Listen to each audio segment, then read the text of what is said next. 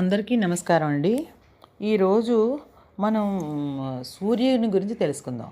సూర్యుడి యొక్క పండగలేంటి? రథసప్తమి, అలాగే రాబోయే మకర సంక్రాంతి కూడా ఆయనకి చాలా ఇష్టమైనవి. అసలు సూర్య భగవానుడి అర్థం ఏంటి? సూర్యుడి అంటే అర్థం ఏమిటి?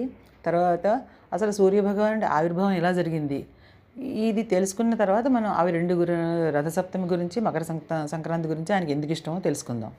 ఇప్పుడు సు ఇజ్ఞ ఇజ్ఞ అంటాం కదా, చచ్చజ ఇణి అంటాం కదా, ఆ ఈ ప్లస్ ఉంటుంది కదా, అది సు ఇణి అంటే ఈ యొక్క ఈ ధాతువు నుంచి సూర్యుడు అనే పేరు వచ్చిందంటున్నారు దీని నుంచి. అలాగే ఈ సు ఇణి అనే దానికి అర్థం ఏంటంటే ప్రేరణ అని అర్థం అంట. అలాగే ఈయన ఎవరి పుత్రుడు అంటే అదితి కశ్యప ముని యొక్క కుమారుడు సూర్యభగవానుడు అని చెప్తున్నారు. అంటే కశ్యపునికి అదితి దితి అనే ఇద్దరు భార్యలు ఉన్నారు. అందులో అదితికేమో అందరూ దేవతలు జన్మించారు, దితికి అందరూ రాక్షసులు జన్మించారు. వీళ్ళకి నిరంతరం ఎప్పుడూ యుద్ధం జరుగుతూనే ఉండే. ఎప్పుడు ఈ రాక్షసులందరూ కూడా ఈ అదితి పుత్రులైనటువంటి దేవతల యొక్క హవిస్సులన్నీ కూడా వాళ్ళు హరించేస్తుండేవారు. అందుకని ఈవిడ చాలా బెంగపడింది, తన పిల్లలకి అన్యాయం జరుగుతుంది ఎలాగా అని చెప్పి. అందుకని చెప్పి సూర్యభగవాన్ని ప్రార్థించింది ఆవిడ. ప్రార్థించినప్పుడు ఈ అదితి ఆరాధనకి మెచ్చినటువంటి సూర్యుడు ఏం చేశాడు? ప్రత్యక్షమై ఏదైనా వరం కోరుకోమా అన్నాడు. అంటే ఆవిడేం చెప్పిందంటే, నువ్వు చూస్తున్నావు కదా రాక్షసుల బాధలు, నా కొడుకుల్ని రాక్షస బాధ నుంచి తప్పించాలి అంటే నువ్వు నా గర్భంలో జన్మించాలి అని అడిగింది. అంటే ఆయన అన్నాడు, దేవతలను రక్షించడం కోసం నువ్వు నాకు కొడుకుగా రావాలని అడిగింది.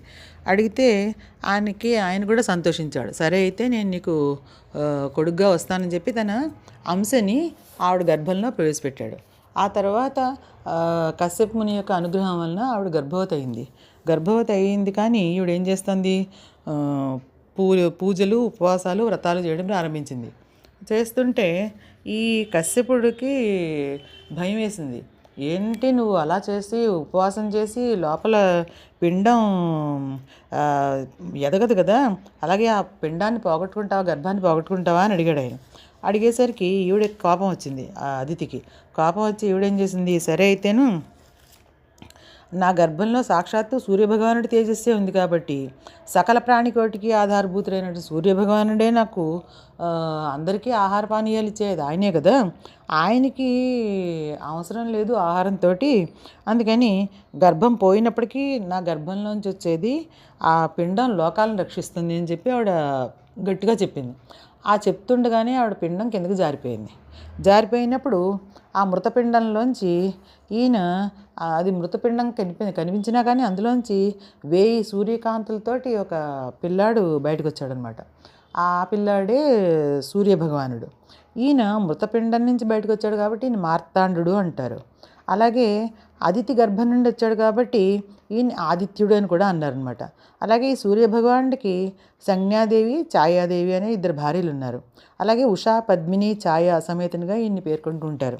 అలాగే విశ్వకర్మ ఏం చేశాడంతే అంటే తన కూతురైనటువంటి సంజ్ఞాదేవినిచ్చి ఈయనకి వివాహం చేశాడు పెద్దవాడయ్యాక. చేస్తే ఈ సంజ్ఞాదేవి చాలా సుకుమారంగా పెరిగిన పిల్ల. ఈవిడికి ఈయన యొక్క వేడి, విపరీతమైన వేడి, ఆ వేడికి భగభగా మండుతూ ఉండేవాడు కదా, అందుకని ఈయనతోటి ఆవిడ కలిసి ఉండడం చాలా కష్టంగా అనిపించేది ఆవిడకి. అలాగే వీళ్ళిద్దరికీ మొదటేమో శ్రాద్ధదేవుడు జన్మించాడు, అతనే వైవస్వతుడు. ఆ వైవస్వతుడి తర్వాత ఈవిడ ఆయన తేజస్సుని భరించలేక సూర్యదేవుడి తేజస్సుని కళ్ళు మూసుకుంది ఒకసారి. ఎవరు? సంజ్ఞాదేవి. కళ్ళు మూసుకునేసరికి ఆవిడ తను చూసి కళ్ళు మూసుకుందని చెప్పి సూర్యుడి కోపం వచ్చి నీకు అఖిల జనైక సంయమనుడైనటువంటి కుమారుడు జన్మిస్తాడు అని చెప్పి శపించాడు. అనేసరికి అందుకే ఆవిడకి యముడు కుమారుడుగా జన్మించాడు. యముడు కుమారుడుగా జన్మించిన తర్వాత కొంతకాలానికి సంజ్ఞాదేవి సూర్యుని వైపు చెంచల దృష్టితో చూసింది. ఆ దృష్టితో చూడడం వల్ల నీకు విలోల అయినటువంటి కుమార్తె జన్మిస్తుంది అన్నాడు. ఆవిడే యమున అనే నది జన్మించిందనమాట. ఈ విధంగా సూర్యభగవానుడికి సంజ్ఞాదేవి దంపతులకి వైవస్వతుడు, యముడు, యమున అనే సంతానం కలిగారు. అలాగే ఈ రాను ఈ భర్త యొక్క సూర్యుడి యొక్క తేజస్సుని తట్టుకోలేకపోతుంది ఆవిడ. తట్టుకోలేక సంజ్ఞాదేవి ఏం చేసిందంటే ఇంక నేను ఇక్కడ ఈయనతో ఉండలేనని చెప్పి తన ఛాయని తీసి ఆవిడికి ప్రాణం పోసి ఆవిడ్ని ఆ ఛాయాదేవిని ఆయన దగ్గర పెట్టి మొత్తం ఆవిడలాగే ఉంటుంది కాబట్టి తన ఛాయే కదా, అక్కడ పెట్టేసి ఆవిడ తన పుట్టింటి అయినటువంటి విశ్వకర్మ ఇంటికి వెళ్ళిపోయింది. ఆవిడ పుట్టింటికి వెళ్ళిపోయింది. ఈయనతో ఛాయాదేవి ఆయనతో కలిసి ఉంటుంది. రూపురేఖ విలాసాల్లో ఆవిడలాగే ఉండడం వల్ల ఈయన గుర్తుపట్టలేదు ఆవిడని. ఆవిడతో ఉంటున్నాడు. ఉండగా సూర్యునికి ఛాయాదేవికి సావర్ణి శని అనబడే 2 కుమారులు జన్మించారు. అలాగే తపతి అనే కూతురు కూడా జన్మించింది. వీళ్ళకి సంతానం కలగనంత వరకు ఈవిడేమోను ఆ పైన అక్కగారి పిల్లల్ని, సంజ్ఞాదేవి పిల్లలైనటువంటి వాళ్ళనేమో చాలా ముద్దుగా చూసుకునేది. ఆ తర్వాత ఈవిడికి ఎప్పుడైతే కుమారులు జన్మించారో వీళ్ళనేమోను హింసలు పెట్టడం ప్రారంభించింది. వాళ్ళ మీద ప్రేమ తగ్గిపోయి వాళ్ళని హింసిస్తుంటే ఆ యముడికి విపరీతమైన కోపం వచ్చేసింది. ఒకరోజు పినతల్లి మీద వచ్చి ఛాయాదేవినేమో కాలుతో తన్నబోయాడు. కాలు పైకెత్తాడు. కాలు పైకెత్తేసరికి అది చూసి కోపం వచ్చినటువంటి ఛాయాదేవి అంది, నువ్వు మందబుద్ధి గలవాడు అయిపోతావు అని చెప్పి శపించింది ఆయన్ని, యముడిని. శపించేసరికి సూర్యభగవానుడికి ఈ విషయం అంతా తెలిసి ఆ యముడిని తిట్టాడు. తల్లి మీద కాళ్ళు ఎత్తుతావని చెప్పి అతను తిట్టి ఈవిడిని అడిగాడు, అదేంటి నువ్వు ఇంతకాలం పిల్లల్ని బాగానే చూసుకున్నావు కదా, ఎందుకు నీకు ఏమైంది, ఎందుకు ఇలా చేస్తున్నావు అని చెప్పి ఆవిడ నిలదీసేసరికి ఆవిడ తన జరిగిన విషయం అంతా చెప్పేసింది ఆయనకి. ఇలా జరిగింది అని చెప్పింది. చెప్పేసరికి నేను సంజ్ఞాదేవిని కాదు ఛాయాదేవిని అని చెప్పేసరికి ఈ సూర్యుడికి సంజ్ఞాదేవిని అనిపించి ఆయన సంజ్ఞాదేవి కోసం అని చెప్పి మామగారింటికి బయలుదేరాడు. వెళ్ళేసరికి ఈవిడ పుట్టింట్లో వచ్చి చాలా రోజులు అయిపోయింది కదా, వెళ్ళటం లేదు. విశ్వకర్మ ఏం చేశాడంటే ఒకరోజు, నువ్వు చేస్తున్న తప్పు, భార్యాభర్తల మధ్య గొడవలు ఏదైనా ఉంటే, సమస్యలు ఏమైనా ఉంటే సర్దుకు చూపాలి తప్పితే ప్రతి చిన్న విషయానికి ఇలా పుట్టింటికి వచ్చి ఇక్కడ ఉండిపోకూడదు అని మందలించాడు కూతుర్ని. ఎప్పుడైతే అలా మందలించాడో ఈవిడ ఏం చేసింది, సరే అయితే అని చెప్పి సూర్యుడి దగ్గరికి వెళ్ళిపోతానని చెప్పి బయలుదేరింది. కానీ బయలుదేరిన ఆవిడ సంజ్ఞాదేవికి అక్కడికి వెళ్ళడం ఇష్టం లేదు. అందుకని చెప్పి ఏం చేసింది ఆవిడ, ఓ రహస్య ప్రాంతానికి వెళ్ళిపోయి అక్కడేమో గుర్రం రూపాన్ని ధరించి అక్కడ సంచరిస్తుంటే ఈయన సూర్యభగవానుడు మామగారింటికి వచ్చాడు. విశ్వకర్మ గారు వచ్చేసరికి ఆయన తన దివ్య దృష్టితో చూశాడు. కూతురు అల్లుడి దగ్గరికి వెళ్ళలేదు కాబట్టి ఎక్కడుందని చూస్తే ఆ గుర్రం రూపంలో ఉందని తెలుసుకుని అల్లుడికి చెప్పాడు. సూర్యభగవానుడు సరే అయితే నేను పెడతానని చెప్పి ఆవిడని ఆయన కూడా అక్కడ వెళ్ళి ఆయన కూడా ఒక అశ్వరూపాన్ని ధరించాడు, గుర్రం రూపాన్ని ధరించి ఆవిడతో పాటు అక్కడ సంచరిస్తుండగా వాళ్ళిద్దరికీ కొంతకాలానికి సంజ్ఞాదేవికి సూర్యుడి వలన అశ్విని కుమారులు జన్మించారనమాట. అలా జన్మించిన తర్వాత వీళ్ళిద్దరూ మళ్ళీ సూర్యుడు సంజ్ఞాదేవి తమ నిజ రూపాలు పొంది ఇంత జరిగినా కానీ సంజ్ఞాదేవికి సూర్యుడి తేజస్సును చూసి భయపడుతూనే ఉంది. అప్పుడు ఆయన సూర్యుడు అనుకున్నాడు, అసలు ఈవిడ ఎందుకు భయపడుతుందని చెప్పి ఆవిడ భయాన్ని తెలుసుకుని సరే అయితే అని మామగారి దగ్గరికి వెళ్ళి నా తేజస్సు కొంచెం తగ్గించండి అని చెప్పి అడిగితే ఆయన విశ్వకర్మ సూర్యునికి సానపట్టాడు. ఆ సానపట్టినప్పుడు ఆయన వేడిని తగ్గిస్తుండగా ఆ రాలిన చూర్ణం ఏమైతే ఉందో ఆ చూర్ణంతో ఆయన దేవతలందరికీ కూడా ఆయుధాలను చేసిచ్చాడు. అవి ఏమేమిటంటే విష్ణుమూర్తికేమో సుదర్శన చక్రాన్ని చేసిచ్చాడు, అలాగే పరమశివుడికేమో శూలాన్ని చేసిచ్చాడు, అలాగే బ్రహ్మదేవుడికి విమానాన్ని చేసిచ్చాడు, అలాగే సుబ్రహ్మణ్య స్వామికి శక్తి ఆయుధాన్ని చేశాడు, శక్తి పాశాలు ఉన్నాయి కదా అవి చేసిచ్చాడు, అలాగే యమధర్మరాజుకి దండాన్ని తయారు చేసి ఇచ్చాడు. ఇలా సూర్యుని చూర్ణంతో ఈ దేవతలకి ఆయుధాలు వచ్చాయి. ఆ తర్వాత ఏమైంది, ఈ సూర్యుడికి ఈ ప్రకారం చూస్తే 7 సంతానం ఉన్నారు. అందరూ ప్రాముఖ్యత సంతరించుకున్న వాళ్ళే. సూర్యకుమారుల్లో వైవస్వతుడు 7వ మనువు ఈయన. అలాగే యమధర్మరాజు నరకలోకానికి అధిపతి. అలాగే పాపుల్ని శిక్షిస్తూ ఉంటాడు, శిక్షలు అమలు చేస్తుంటాడు, ఆయన లోకాలను రక్షిస్తుంటాడు. అలాగే కుమార్తె అయినట్టు యమునేమో జీవనది ఆవిడ. అలాగే సావర్ణుడు 8వ మనువు ఆయన అందుకని తపస్సు చేశాడు కూడా. అలాగే శని నవగ్రహాల్లో ఒకడు అత్యంత ప్రభావితమైన పేరుగాంచిన గ్రహం అది. అలాగే తపతి నది సంవరణుడు అనే రాజుని వివాహం చేసుకుంది, భారతీయులకి మార్గదర్శకురాలైంది. అలాగే అశ్విని కుమారులు దేవతల యొక్క వైద్యులయ్యారు. అంచేత అందరూ కూడా గొప్పవాళ్ళే ఈయన సంతానం. ఇప్పుడు సూర్యరథం గురించి మనం తెలుసుకోవాలి అంటే సూర్యభగవానుడికి సహస్ర కిరణాలతో దివ్య తేజస్సుతో కాలాన్ని నియమబద్ధం చేస్తూ ఉంటాడు ఈయన. అందుకని ఉదయం, మధ్యాహ్నం, సాయంత్రం, రాత్రి అనేవి ఏర్పడుతున్నాయి ఈయన గమనం వల్లనే. అలాగే ఈయనకి 7 గుర్రాలు పూంచిన రథంపై ఈయన అధిరోహించి సంచరిస్తూ ఉంటాడు. ఈయనకి బంగారంతో తయారైనటువంటి రథానికి అనూరుడు రథసారథిగా ఉంటాడు ఈయనకి. అలాగే సూర్యరథానికి ఒకే చక్రం ఉంటుంది, అదే సంవత్సరం అన్నమాట. అలాగే రథ చక్రానికి 6 ఆకులు ఉంటాయి, అవే 6 ఋతువులు. వీటికి చిహ్నం అదేంటి, సూర్యరథాన్ని లాగుతుండే 7 గుర్రాలు ఉంటాయి. అలాగే అంటే 7 గుర్రాలు కాదు, అవి ఒకటే గుర్రం కానీ 7 రంగుల్లో ప్రకాశిస్తాయి, అందుకని చెప్పి వాటికి 7 గుర్రాలు అని చెప్తారు. అలాగే సూర్యుని నుంచి వెలువడే కిరణాల్లో ప్రధానమైన 7 కిరణాలు ఉన్నాయి. అవి ఏంటి, సుషుమ్నం, హరికేశం, విశ్వవ్యచ, సంపద్వసు, ఆర్వాస్యం, విశ్వస్రవ, స్వరాడ్వసు అనే ఈ 7 కిరణాలు సూర్యకిరణాల పేర్లు అనమాట. అలాగే సప్తాశ్వరధారుడైనటువంటి సూర్యభగవానుడు 2 చేతుల్లోనూ 2 కమలాలు ధరించి దివ్య భుజాలతోటి పద్మంపై ఆసీనుడై ఉంటాడనమాట. ప్రతిరోజు ఉదయాన్నే మందహాసంతో తూర్పును ఉదయించి అజ్ఞాన చిహ్నమైనటువంటి చీకటిని పారద్రోలుతాడు. అలాగే జ్ఞానం అనే వెలుగును మనకి ఇస్తూ ఉంటాడు. అలాగే సకల జీవరాశుల్ని చైతన్యపరుస్తూ ఉంటాడనమాట. అలాగే సూర్యుడు ప్రతి మాసంలోనూ, అంటే చైత్రం, వైశాఖం, జ్యేష్ఠం ఇలా మాసాలు ఉన్నాయి కదా తెలుగు నెలలు, వీటిలో ప్రతి మాసంలోనూ ఒక్కొక్క పేరుతో సంచరిస్తూ ఉంటాడు. ఆయనతో పాటు కొంతమంది గంధర్వులు, యక్షులు, అలాగే కొన్ని సర్పాలు ఇవన్నీ కూడా ఆయనతోటి సంచరిస్తుంటాయి. అందులో ఈయన చైత్ర మాసంలో దాత అనే పేరుతో ఉంటాడు, వైశాఖ మాసంలో ఆర్యమ అనే పేరుతో ఉంటాడు, అలాగే జ్యేష్ఠ మాసంలో మిత్ర అనే పేరుతో ఉంటాడు, అలాగే ఆషాఢ మాసంలో వరుణ అనే పేరుతో ఉంటాడు, శ్రావణ మాసంలో ఇంద్ర అనే పేరుతో ఉంటాడు, భాద్రపద మాసంలో వివస్వాన అనే పేరుతో ఉంటాడు, అలాగే ఆశ్వీజ మాసంలో పుష అనే పేరుతో ఉంటాడు, కార్తీక మాసంలో పర్జన్య అనే పేరుతో ఉంటాడు, మార్గశిర మాసంలో అంశుమన్ అనే పేరుతో ఉంటాడు, పుష్యమాసంలో భగ అనే పేరుతో ఉంటాడు, అలాగే మాఘమాసంలో తష్ట్వ అనే పేరుతో ఉంటాడు, అలాగే ఫాల్గుణ మాసంలో విష్ణు అనే పేరుతో సంచరిస్తుంటాడు. ఇలాగా మనం ఈ పేర్లు ఎందుకు తెలుసుకోవాలి అంటే కనీసం ఆ నెలలో ఆదివారం ఆ పేరు ఒకసారి మనం తలుచుకున్నా కానీ మనకి ఆరోగ్యం, ఇప్పుడు ఆరోగ్యమే మహాభాగ్యం అంటాం కదా, అంచేత మనకి ఆరోగ్యాన్ని ప్రసాదించే దేవుడు ఎవరు అంటే సూర్యుడు. అంటే ఎవరైనా ఎప్పుడైనా కొలుచుకోవడానికి వీలుగా ఉండే భగవంతుడు సూర్యుడు. వెళ్ళి సూర్యుడు నమస్కారం చేసుకుంటే చాలు మనం. అలాగే ఈ నమస్కారం చేసుకోవడంతో పాటు ఈ పేరు కూడా తెలుసుంటే ఇంకొంచెం బాగుంటుంది. కాబట్టి మనం ఈ పేర్లు తెలుసుకున్నాం. అలాగే ఇక్కడ నేను నా అనుభవాన్ని, ఒక చిన్న అనుభవాన్ని చెప్పాలనుకుంటున్నాను.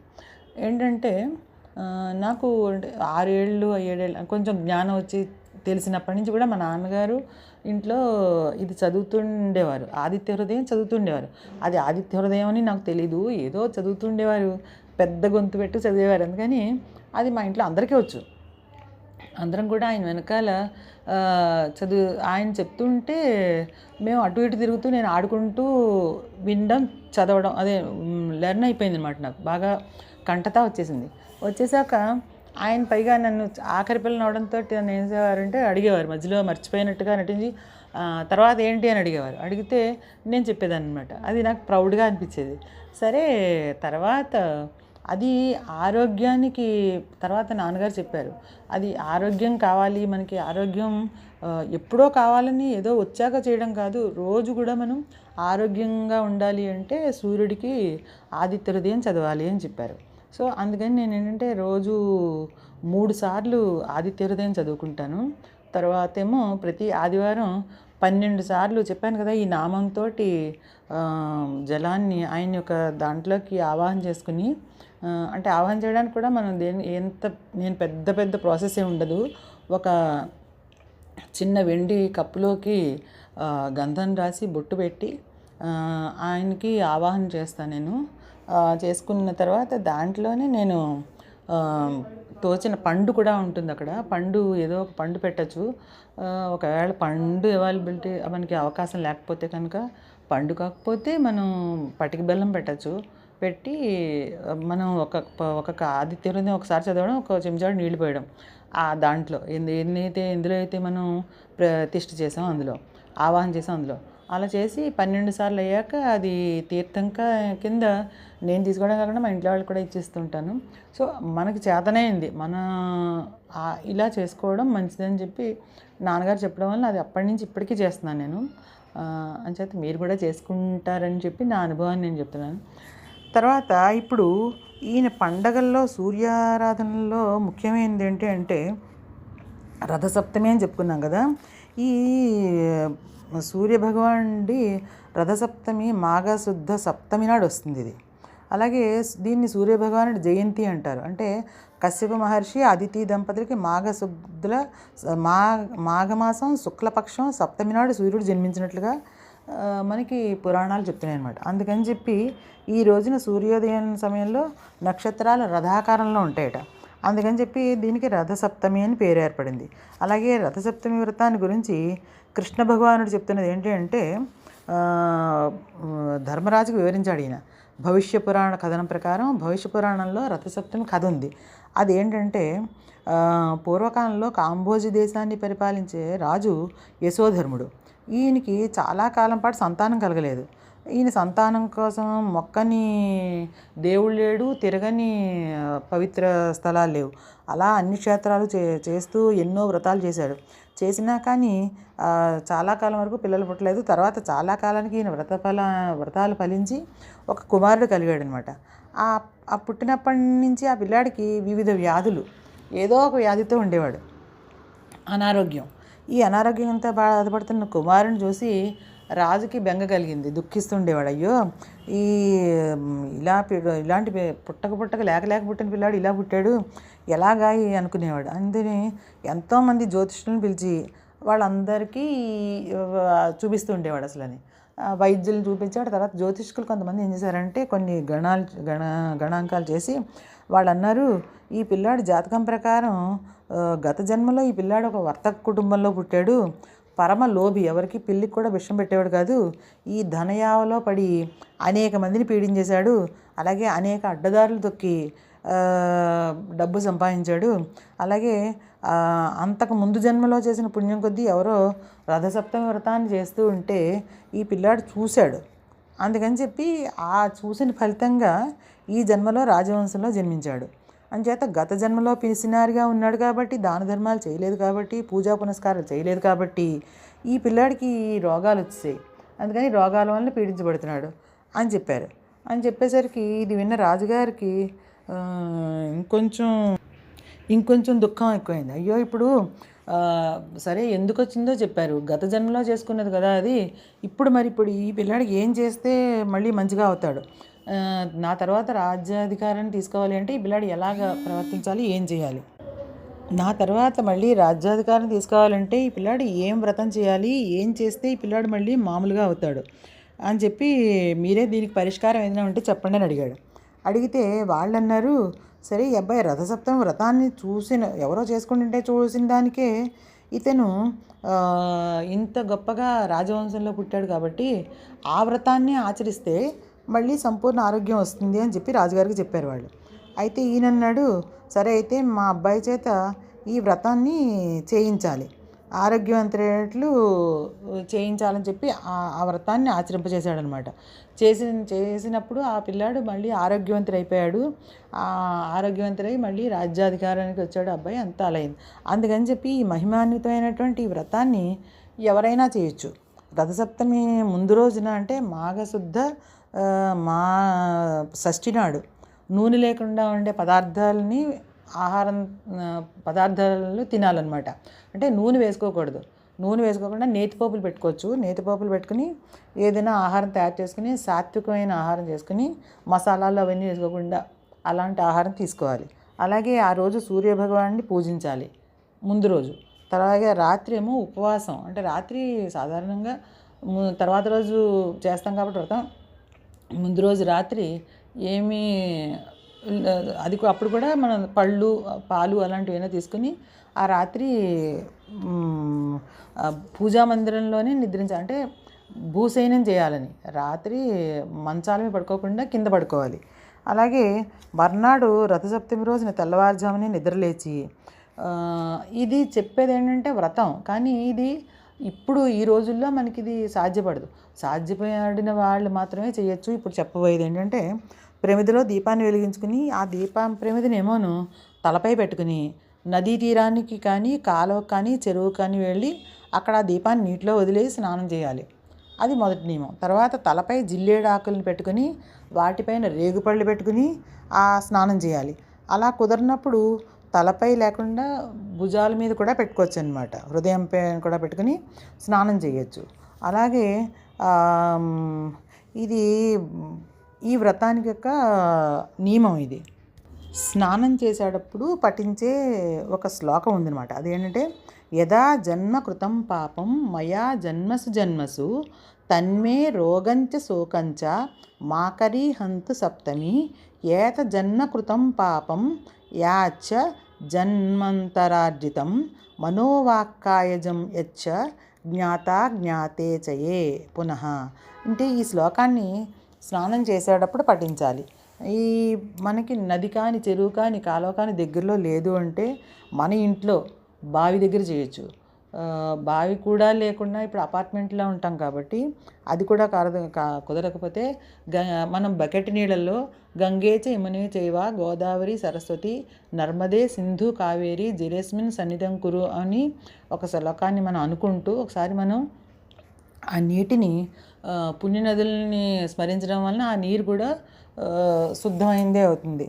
అందుకని ఆ శ్లోకాన్ని పఠించి ఆ జిల్లేడాకులు పెట్టుకొని రేగుపళ్ళు పెట్టుకొని మనం స్నానం చేసేస్తాం అనమాట. స్నానం చేసాక మళ్ళీ ఇంకొక శ్లోకం చెప్పుకోవాలి. ఏది? సప్త సప్తి వహ హ్రీత సప్తలోక ప్రదీపన సప్తమీ సహితో దేవ గృహాణర్ఘ్యం దివాకర అనే శ్లోకాన్ని పఠించి సూర్యుడికి అర్ఘ్యం ఇవ్వాలి. అనంతరం ఇంట్లోని మండపంలో అమర్చుకున్న మనం చిక్కుడుకాయలతో రథాన్ని ఏర్పాటు చేస్తారు. అలాగే చిక్కుడాకులో ఆ రోజు అదేంటిది బియ్యానికి నెయ్యి రాసి కొంచెం మన ఇంట్లో ఎంతమంది ఉన్నారో అన్నీ కొంచెం కొంచెం 3 సార్లు వేస్తాం అనమాట. ఆవు పాలు తెచ్చుకుని ఒక ఇత్తడి గిన్నెలు ఉంటాయి కదా ఇంట్లో, ఇత్తడి గిన్నె చూసుకుని ఆ ఇత్తడి గిన్నెలో దాన్ని ఇప్పుడు స్టవ్లేగా ఉంటుంది కానీ గ్యాస్ స్టవ్ మీద పెట్టుకుని దాని నుంచి ముందు రోజు కొంచెం శుద్ధి చేసుకుని కొంచెం పసుపు బొట్టు పెట్టి ఆ స్టవ్కి తర్వాత దాని మీద ఈ గిన్నె పెట్టుకొని పాలు పోసి పాలు పొంగాలి ఇంట్లో. ఆ పాలు పొంగుతుండగా ఈ బియ్యం నెయ్యి కలిపిన బియ్యం ఏవైతే ఉన్నాయో కొంచెం ఆవు నెయ్యి కలిపి ఆ బియ్యాన్ని 3 సార్లు 3 సార్లు అంటే మనకి ఇంట్లో పిల్లలతో సహా ఎంతమంది ఉంటే అంత ఒక చెంచాడు చొప్పున వేసుకున్నా కానీ కొంచెం మన పాలను బట్టి బియ్యాన్ని బట్టి వేసుకోవాలన్నమాట. వేసుకుని దాంతో అది పాలతోటే ఉడికించాలి ఆ ప్రసాదాన్ని.